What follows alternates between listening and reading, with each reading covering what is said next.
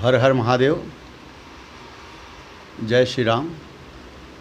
सबसे पहले सभी भक्तों को, जो हमारे चैनल महेंद्र और पूरे चैनल को देख रहे हैं, सबको मैं जय श्री राम, जय माता दी, हर हर महादेव, जय भारत माँ कहते हुए आज एक ऐसे विभूति के समक्ष हम प्रस्तुत हुए हैं जिनकी ख्याति और जिनकी वाणी में सरसता, विनम्रता, नम्रता, सरलता और रसधार बहती है। ज्ञान की गंगा बह रही है और उस सरोवर में हजारों लोग स्नान कर रहे हैं। अपनी क्षुधा की प्यास जो है, जो भक्ति की प्यास है, उसे बुझा रहे हैं। उसी संदर्भ में ऋषि मुनियों ने एक बात कही कि लोक समस्ता सुखिन भवन्तु। लोक, चाहे इलोक हो चाहे परलोक हो, सभी लोग सुखी हों, वैभवशाली हों, प्रसन्न हों। और उसी निमित्त जो हमारे साधु संत महात्मा ऋषिगण, तपस्वी, योगी, तमाम जो इस भारत भूमि में उत्पन्न हुए, जिन्होंने जन्म लिया, उन्होंने हमेशा इस भूमि को बहुत कुछ दिया। और इसी वजह से भारत भूमि जो है तपस्वियों की भूमि है। और इस भारत भूमि का नाम पूरे विश्व में धर्म के लिए लिया जाता है।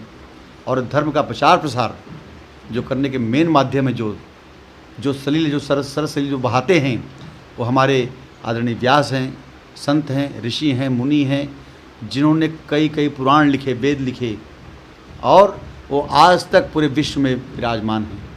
उसी कड़ी में हम सब के बीच में एक ऐसे व्यक्तित्व के धनी, जिनकी वाणी को सुनने के लिए हजारों लोग आज उस प्रांगण में उपस्थित होते हैं, आदरणीय श्री पंडित अंकित पांडे जी महाराज, अवधेश दास जी, जो कि विद्यावाचस्पति परम पूज्य डॉक्टर श्री श्याम सुंदर पराशर जी महाराज के परम शिष्य हैं, जो कि वृंदावन में विराजमान हैं।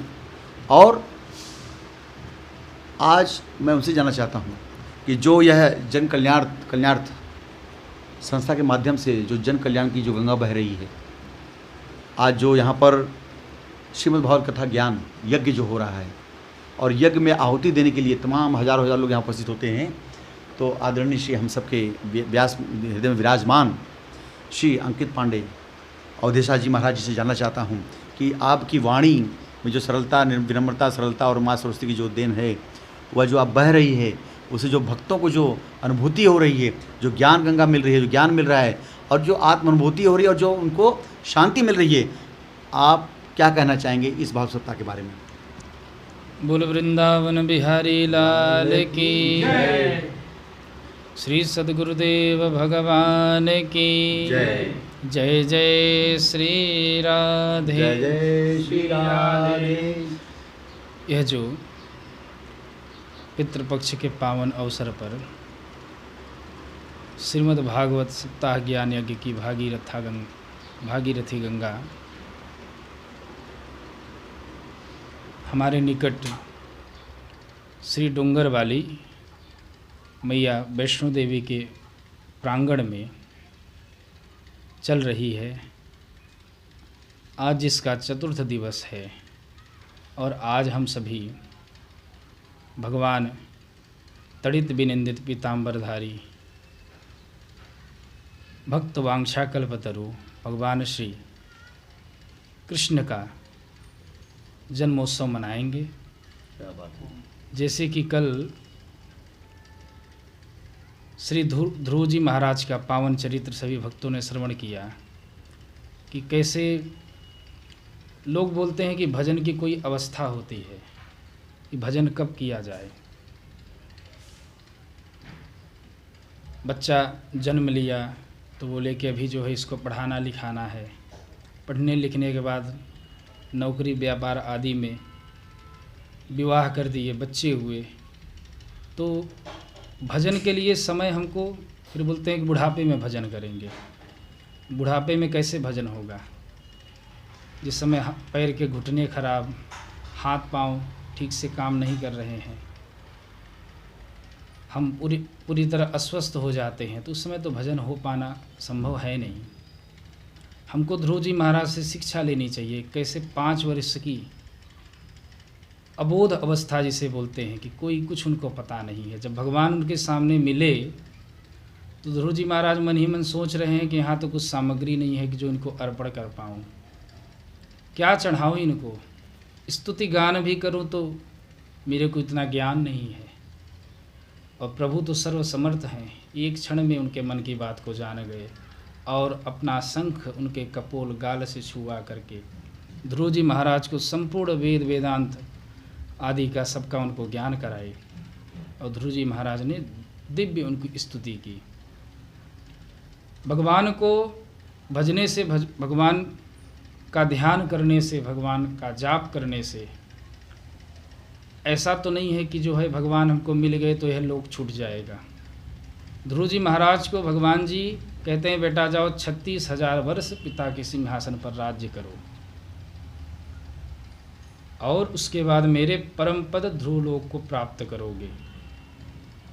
तो भगवान को भजन करने से, भगवान का ध्यान करने से, उनका चिंतन करने से, उनको सुमिरने से हमको जो है हमारा परलोक सिद्ध होगा ही, लेकिन इस लोक में अनेक जो है सुखों का उपभोग करने को प्राप्त होगा। यह जो है उस कथा के माध्यम से हम सभी को संकेत प्राप्त होता है। इन्हीं के साथ अपने वाणी को मैं विश्राम देना चाहूँगा। बोल वृंदावन बिहारी लाल की। आदरणीय श्री व्यास जी भक्त और भगवान, जैसा कि हम सब जानते हैं, भगवान की महिमा भक्ति गाता है और भगवान हमेशा एक पर उस भक्त के लिए खड़े रहते हैं। और कृष्ण का, प्रभु श्री राम कृष्ण जो हैं, जिनको सारी विश्व के विधाता कहा जाता है और जो कण कण में व्याप्त हैं, ऐसा कोई रोम नहीं है शरीर का जिसमें वो व्याप्त नहीं है। एक बात कहते हैं, याद आ गई मुझे, कि कांधा कांधा सब कहे राधा कहे न कोई, और एक बार जो राधा कहे तो बाधा काहे को होए। जब भी हम वृंदावन जाते हैं, वहाँ की धूली, वहाँ के कण कण में ऐसे एक सुंदर सी आवाज़, मधुर सी आवाज़ गूंजती रहती है। मैं तो जा नहीं पाया, लेकिन निश्चित आशा है कि आपका सानिध्य मिला है। आदरणीय श्री पराशर जी महाराज का जो वहाँ पे आश्रम है, और हमारे महेंद्र और पूरी चैनल के माध्यम से आदरणीय श्री महेंद्र उपाध्याय जी एक विचारधारा बन रही कि जब भी मौका मिलेगा, अवसर मिलेगा, तो दिव्य स्थान जो धरती का सबसे दिव्य स्थान है, जहाँ पे भगवान ने, कृष्ण भगवान श्री कृष्ण ने जन्म लिया, जिन गलियों में घूमे, जिस वृंदावन में उनका पालन पोषण हुआ, जहाँ पर उन्होंने बंसी बजाई, जहाँ पर गैया चरी, जो मधुसूदना हैं, जो नंद किशोर हैं, नंद के लाला हैं, उन्होंने साक्षात इस धरा पर आकर के वचन दिए और प्रवचन भी दिए और ज्ञान भी बांटा, वैराग भी दिया और गीता का उपदेश भी दिया। तो मैं ये जानना चाहता हूँ आपसे कि भक्त और भगवान के बीच में क्या अटूट संबंध है, क्या ऐसी क्रिया है? क्योंकि आज के इस आधुनिक युग में बहुत लोग इस भक्ति से विमुख हो चुके हैं, उन्हें सब यह चीज़ कोल कल्पित लगती है। और ख़ास करके हमारा सनातन धर्म आज वह रसातल में पहुंच गया, और जिसकी वजह है कि आज बहुत सारी विडंबनाएं पैदा हो चुकी हैं। तो ऐसे कोई सरल उपाय, कोई सरल रास्ता, क्योंकि जो फिर से हमको उन संगमार्ग पर ले आए, फिर से भक्त और भगवान के बीच में जो यह माया जाल का जो पर्दा है वो कैसे हटे, क्या प्रयास किया जाए, इस पर अब मैं आपका प्रकाश चाहता हूँ। देखिए, ये जो माया का जो पर्दा है, इससे तो बड़े बड़े अमलात्मा विमलात्मा भी नहीं बच पाए हैं। माया से अगर बचना है तो हमको माधव की शरण में जाना पड़ेगा। क्या बात है, अति सुंदर। माधव की शरण लिए बिना हम जो है माया से बच नहीं सकते, क्योंकि ये सारे संसार को, सब जग को ये नचा रही है अपने इशारे पर। और जो माधव का दास बन गया, उनकी शरण में चला गया, तो उसकी माया जो है कुछ नहीं बिगाड़ सकती। इसलिए जो है हमको सतत जो है निरंतर जो है प्रभु का ध्यान करना चाहिए, उनका सुमिरन करना चाहिए, तो माया हमारा कुछ नहीं बिगाड़ पाएगी। ऐसा नहीं कि माया का पूरी तरह से प्रभाव समाप्त हो जाएगा, लेकिन माया का जो वास्तविक बोध है वह जीव को हो जाएगा। यह संसार अशाश्वत है।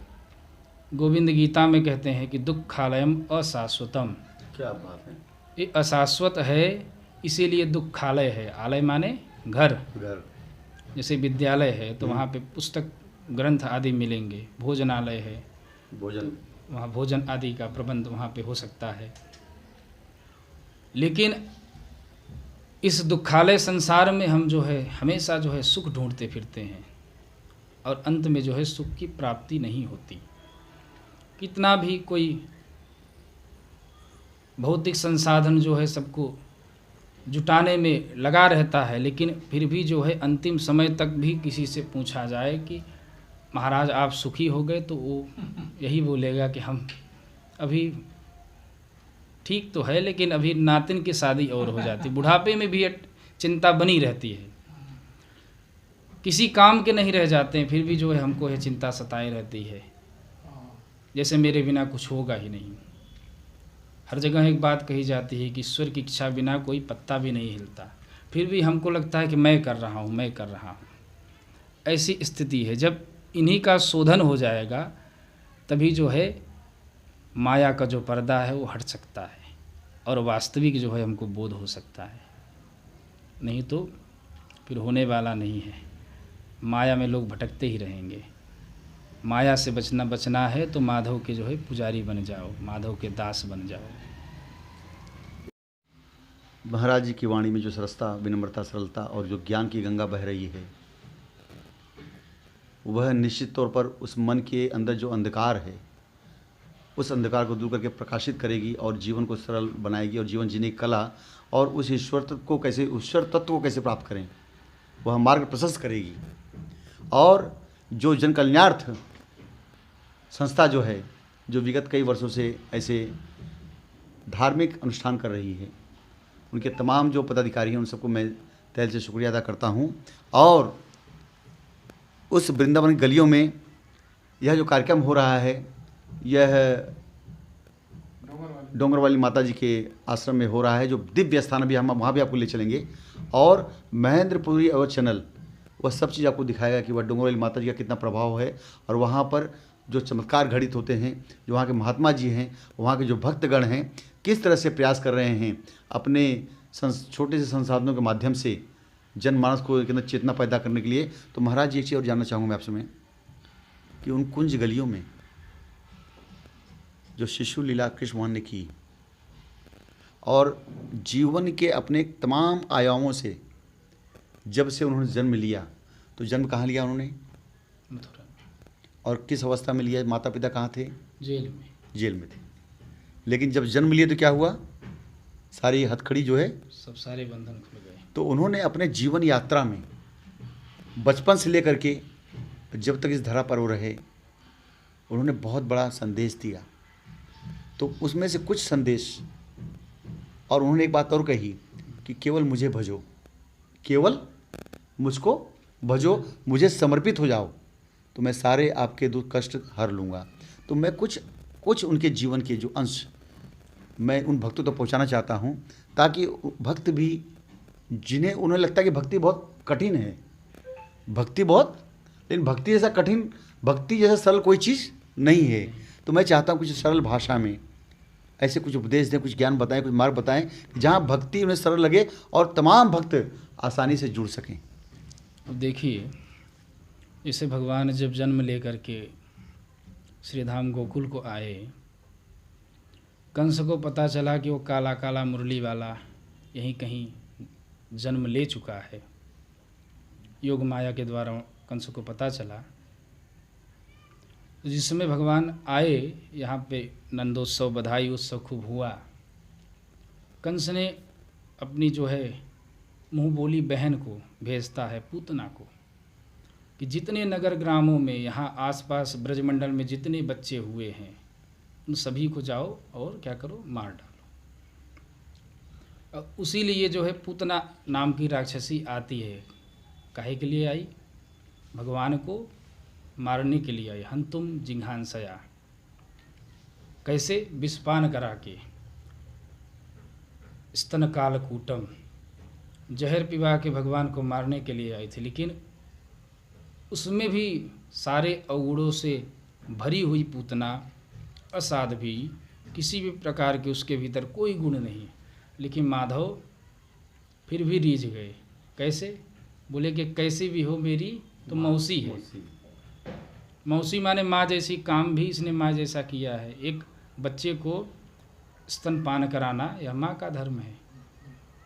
तो इसी गुण पर भगवान रीझ गए। जो यशोदा को जो गति बाद में मिली, पूतना को पहले ही मिल गई। क्या बात है। तो किसी भी भाय कुभाय अनख आलस हूँ, नाम जपत मंगल दिस दस हूँ। अजामिल अपने पुत्र के बहाने भगवान का नाम लिया। संतों के कहने पर अजामिल कानकुब्ज ब्राह्मण, कन्नौज का रहने वाला, एक दासी, एक जो है दासी पुत्री, एक गणिका के चक्कर में आकर के उसने अपने पूरे परिवार का त्याग कर दिया और संतों के कहने पर उसने अपने सबसे छोटे बेटे का नाम नारायण रख दिया।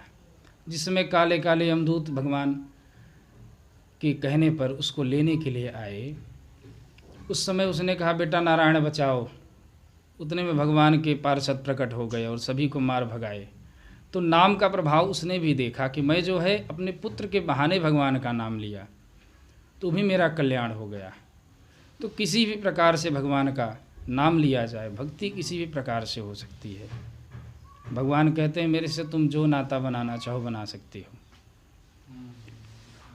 बेटा बना लो, भाई बना लो, बंधु बना लो। अरे कुछ नहीं बना सकते, शत्रु बना लो।